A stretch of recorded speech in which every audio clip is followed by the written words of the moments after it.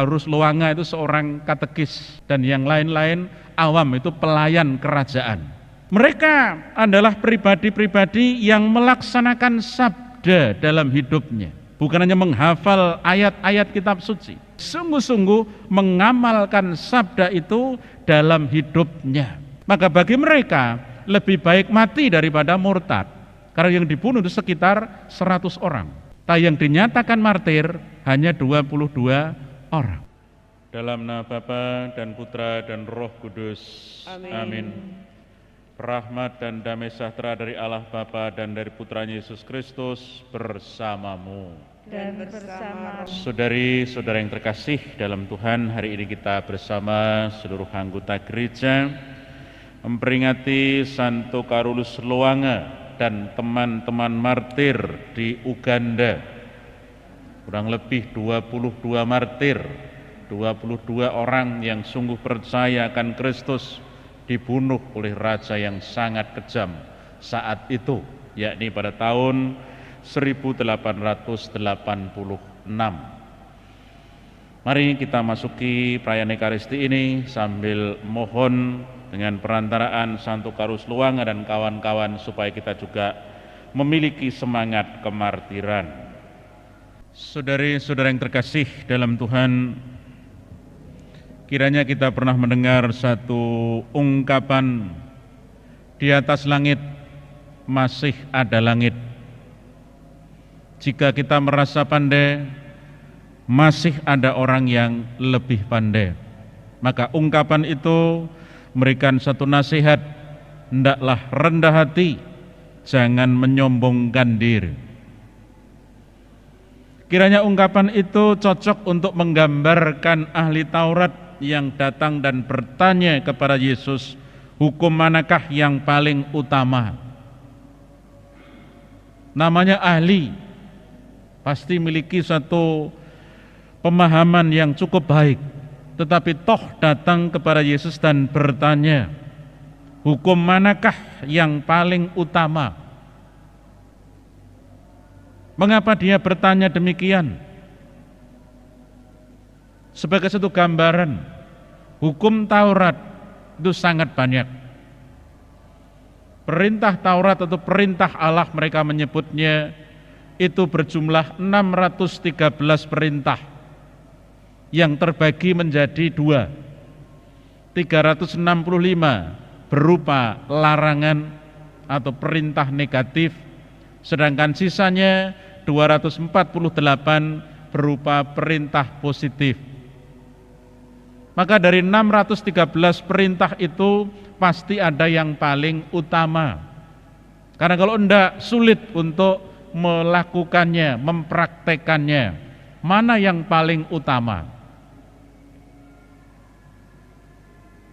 Dan dari 16 perintah itu, Yesus mengatakan bahwa sebenarnya yang utama hanya satu,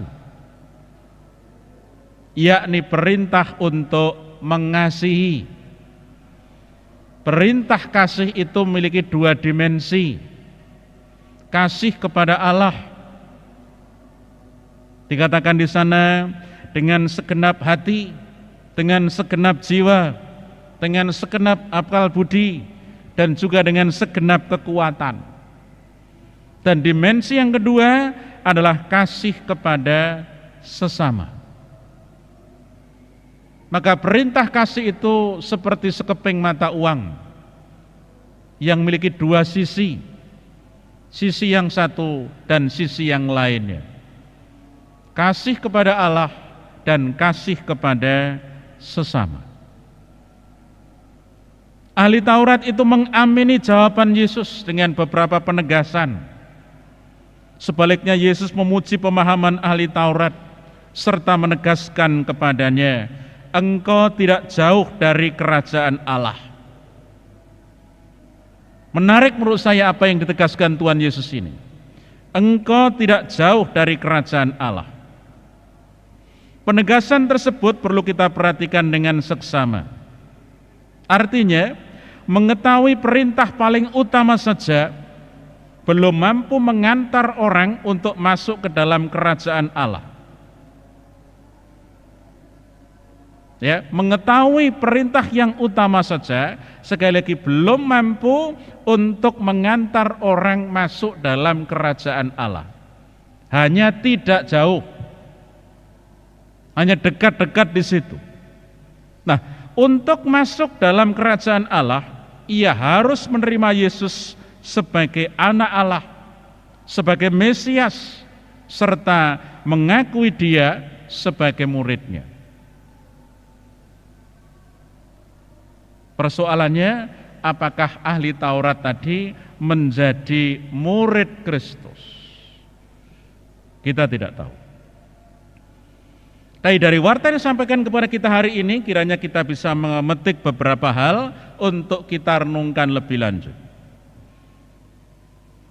Pada tanggal 1 Juni kemarin kita memperingati lahirnya Pancasila. Romo Paul Suparno mengingatkan bahwa pembelajaran tentang Pancasila di sekolah harus diganti. Bukan menekankan sisi kognitif atau pengetahuan, melainkan yang harus ditekankan adalah sisi penghayatan, sisi pelaksanaan, sisi pembiasaan, supaya menjadi kebiasaan yang benar, supaya menjadi kebiasaan yang baik. Dalam bahasa Latin menjadi habitus, menjadi habit. Kiranya hal yang sama berlaku dalam hidup beragama. Dalam hidup beragama bukan sekedar menghafal ayat-ayat kitab suci, melainkan perlu menghayati, mengamalkannya dalam kehidupan bersama, dalam kehidupan berbangsa, dalam kehidupan bermasyarakat. Jadi bukan sekedar menghafal ayat-ayat suci dan rajin untuk melakukan ritual keagamaan, tapi betapa pentingnya penghayatan dalam kehidupan nyata. Kembali menarik apa yang ditegaskan Tuhan Yesus kepada ahli Taurat tadi. Engkau tidak jauh dari kerajaan Allah.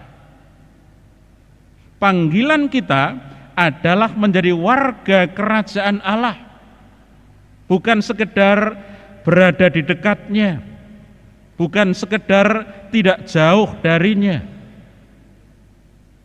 Dan syarat untuk masuk dalam kerajaan Allah, untuk menjadi warga kerajaan Allah, orang harus menjadi pelaku, harus menjadi pelaksana sabda.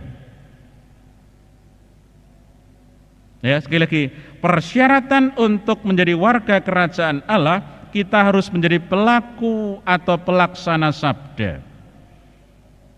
Dan kita akan mampu menjadi pelaku atau pelaksana sabda jika sang sabda itu sendiri tinggal dalam diri kita. Tinggallah dalam aku dan aku dalam kamu. Baru kita akan bisa sungguh-sungguh menjadi pelaksana, menjadi pelaku sabda. Hari ini kita bersama-sama memperingati Santo Karus Luanga dan kawan-kawan martir yang jumlahnya 22 martir di Uganda, Afrika. Kalau kita kaitkan dengan warta hari ini, yang mereka semua adalah awam, ya, tidak ada imamnya itu. Jadi dari 22 martir Uganda ini semuanya awam. Karus Luanga itu seorang katekis, dan yang lain-lain awam, itu pelayan kerajaan. Mereka adalah pribadi-pribadi yang melaksanakan sabda dalam hidupnya. Bukan hanya menghafal ayat-ayat kitab suci, tapi sungguh-sungguh mengamalkan sabda itu dalam hidupnya. Maka bagi mereka lebih baik mati daripada murtad, karena yang dibunuh itu sekitar 100 orang. Yang dinyatakan martir hanya 22 orang. Berarti yang 22 orang ini adalah pribadi-pribadi yang sungguh melaksanakan apa yang disabdakan oleh Kristus. Maka semoga semangat iman mereka memotivasi kita untuk semakin memahami dan juga mengamalkan sabda dalam kehidupan nyata, dalam kehidupan sehari-hari. Berkat Tuhan menyertai kita semua. Tuhan bersamamu, dan bersama rohmu. semoga Allah yang Maha Kuasa memberkati saudara-saudari, Bapa, Putra, dan Roh Kudus. Amin. Amin. Saudari-saudara, perayaan Ekaristi sudah selesai. Pergilah untuk mewartakan kasih Tuhan. Amin.